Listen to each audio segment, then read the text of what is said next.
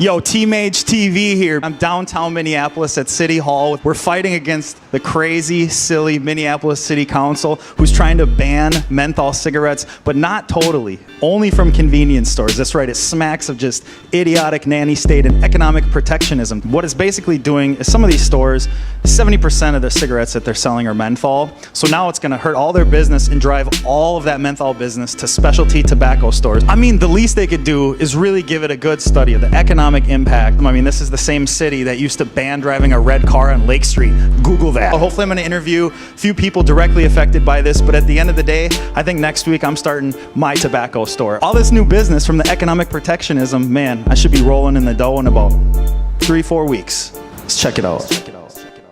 Upstairs at City Hall, the public hearing was about to start, and people of both sides were ready to stand in front of the Health Committee and give their testimonies. People of the pro-menthol ban persuasion were taking the argument that the black community, LGBTQ community, and low-income populations are disproportionately affected by menthol cigarette sales in their neighborhoods. It is the tobacco industry that has racially targeted African Americans for decades. They all centered around the same point. The government needs to step in and be the force that shields oneself from oneself. It was basically anti-smoking information which both sides agreed upon to begin with. The ultimate non sequitur. They're as addictive as heroin. I have 12 grandchildren. Their ages are 13 to 2, and I hope I'll never get addicted. These are harder to quit because you take in more nicotine, soothes the throat as you take down the poisons. It wasn't that I disagreed with any of the anti-smoking points they were trying to drive home. It was just that I can't psychologically bridge where the nanny state, which has a track record of harming minority groups and low-income wage earners, would paternally step in and positively shape society for us. 44% of LGBTQ people of color who are smokers prefer menthol, and 70% of LGBTQ youth smokers also smoke menthol. I urge you to vote in favor of this ordinance. Social engineering always robs liberty under the guise of safety, security, and while shrouding the coercive force needed for the centrally planned programs. It'll be effective immediately, but enforced in 2018, and I understand immediate and the harmful financial loss we will experience. We're your first line of defense here as retailers to prevent youth access to this product. And the underground market will make it easier for underage kids to get menthol cigarettes because no one will be checking ID. We've been in compliance of not selling to minors for 20 years. Basically, you are punishing us because we follow the law. We have to look at the impact on stores like mine. The Minnesota Association for Non-Smokers, which was funded by a $150,000 grant by Clearway, Minnesota. And I just think that the anti-tobacco lobby's dirty secret is that menthol tobacco isn't the reason marginalized groups and poor white people are struggling. It's a symptom. When has prohibition ever worked?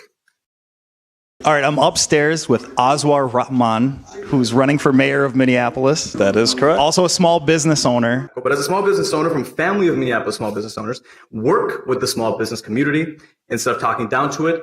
And please don't pass legislation like this. And make sure you don't make decisions about us without us. Thank you very much. The goal of reducing underage smoking, like that's what it's supposed to be about.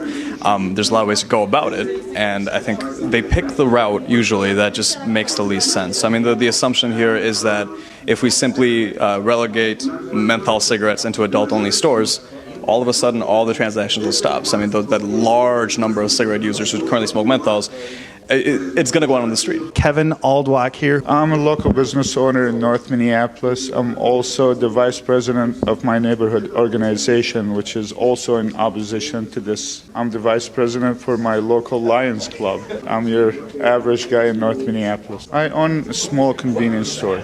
We do have a variety of products. It's a big percentage of our business, but why restrict this legal product when it's available in nearby cities? We're trying to prevent youth access here. This is my understanding for the purpose of this ordinance. I ID people that want to access tobacco, make sure that they're 18 and older. I follow regulations. I'm being responsible with this. Banning this product and taking it away to the point that if I sell it, I might become a criminal down the road, but not addressing the availability of the product on the street is alarming. I'm here with Steve Marsh, who just testified. I just took it as an opportunity to quote Henry Rollins, who just recently said that America's real safety net is booze, cigarettes, cheap food, and free porn. Drugs, alcohol, cheap food, and free porn.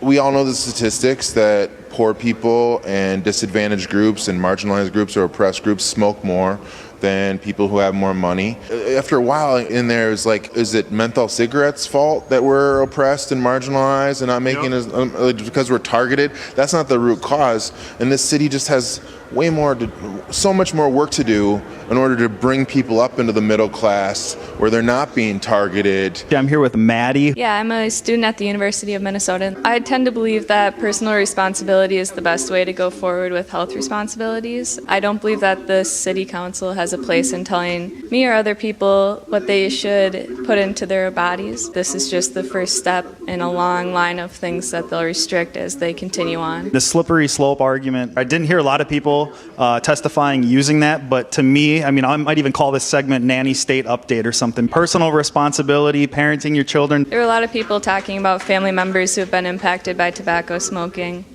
And while I empathize with that, it's a personal argument and not one of actual practicality. I'm here with Dwight Allen. You said you're a barber? Yes, sir. I'm a barber in South Minneapolis. Yep. I also am a cigarette smoker, and I just oppose it for the simple fact that that's a choice. I do understand smoking is unhealthy, but that's a choice that some people choose. I just don't agree with the menthol ban for the simple fact it has just created a black market or an underground market where they will sell it in the street and underage people can get a hold of these menthol cigarettes.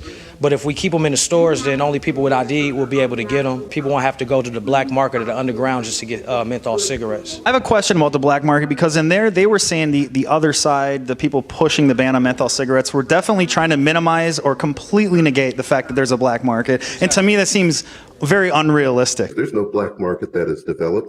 There's no data about this anywhere. So all these arguments are just, frankly, fallacious. I mean, as I said, somebody's taken the bus most of my life. I mean, there is an illicit market. It's to pretend there isn't it's ignoring the reality of what is happening in Minneapolis. A lot of teenagers that are not old enough to smoke it, if you have to go to the streets to sell it or buy them and they're not in stores, then it's going to be more plentiful for the underage people that are not old enough to buy cigarettes out the stores. We're the city's first line of defense. They're pushing us aside, being lobbied by religious groups, obviously, special interest groups and health companies, and they don't have a strategy to address the aftermath of this. This is going to create a terrible environment. I'm part of my community. I'm not out there trying to get kids to start smoking. I'm trying to do the opposite. Absolutely, yeah. It will go out on the street. It will go into peddling. I hate to see our city go down this route of creating legislation that has a good intent, but the way it's being executed, it just doesn't take into account that that's not how people work. I mean, somebody will either go a block or two down to go buy it from their street peddler, or they'll go a mile or two out. That's exactly what I wanted to touch on here because, the illicit market, whether it's Eric Gardner, no, that was a high tax situation. We sitting here the whole time on our business. I can't breathe. I can't breathe. Eventually there has to be a tipping point too with when taxes get so high and the pack becomes so expensive and you realize that it's not the tobacco company who's even smacking you around anymore. Yeah. It's the state and the city and the county and everybody's getting their cut. And what's the shame is, these convenience stores, they're already doing, by and large, the vast majority are enforcing the laws really well. And they're really well regulated, and usually some of these convenience stores owners, they're the ones to basically point out, oh, that store is not following the rules because it's bad for their business. So they have an incentive to keep the rules in place and to enforce it, and all of a sudden we're turning them into enemies of the city hall. You could say it's overregulation. I just think it's bad regulation. To say that, okay, we're going to go in with this ham-fisted policy, and we're just going to hope that nothing will ever spill over and no one will react to this negatively. It's really a bad ordinance. No one wants their families to suffer, but in the end, the most effective way to prevent tobacco smoking is to have parents educate their own children and have communities educate themselves, not have it forced upon them. The people that choose to smoke cigarettes, you shouldn't take that choice away from them. Either way, I know it's ineffective. That's my biggest complaint about it. And ultimately, it will not reduce usage. And if it showed some promise of doing that, then I would be on board with it, honestly. Do you think it's kind of a smoke screen? It's about save the children, save the children. Won't somebody please think of the children?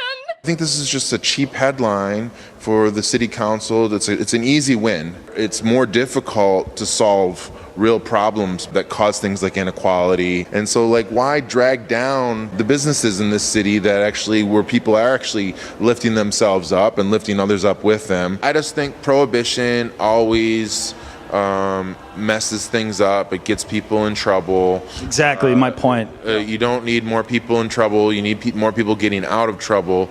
And I think the city council can do things on those fronts. Evidently, their agenda is set by people who have more money than they do. I mean, do we really have a chance here? I got the feeling that they've made up their mind already. Just by looking at some of the folks up there, it didn't seem like they were really listening.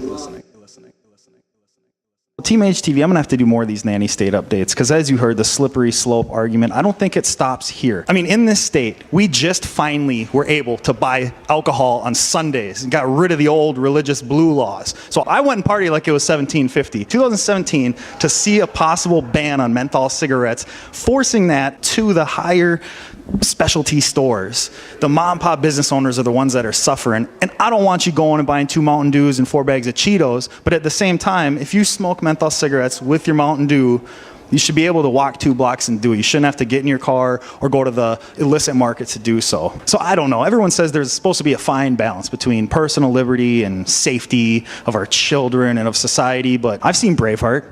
I've seen Roots. I don't think they were yelling safety at the end. Safety!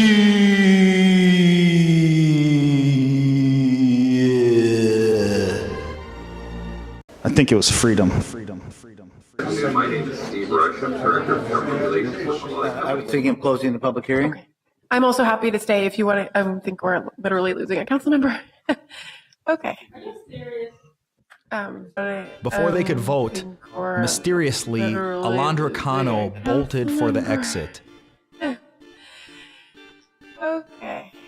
It left the committee short of quorum needed for a vote on this measure. I was going to move the item so that we could maybe leave the hearing open, and I would have been happy to stay with you to hear the rest. I'm not sure we can. All right. So we've lost our quorum. So we can continue. We've got a couple options here. We can continue to take our testimony, but we're not going to be able to vote on it today. Supposedly, this will all resume next week. Could it be that even the city council is finding themselves as the frog in the boiling water? Maybe she had something legitimately important. I don't want to judge because I don't know, but the timing was beyond comedic. It was perfect. In the end, not enough council members were there to vote, so the amendment is still in limbo.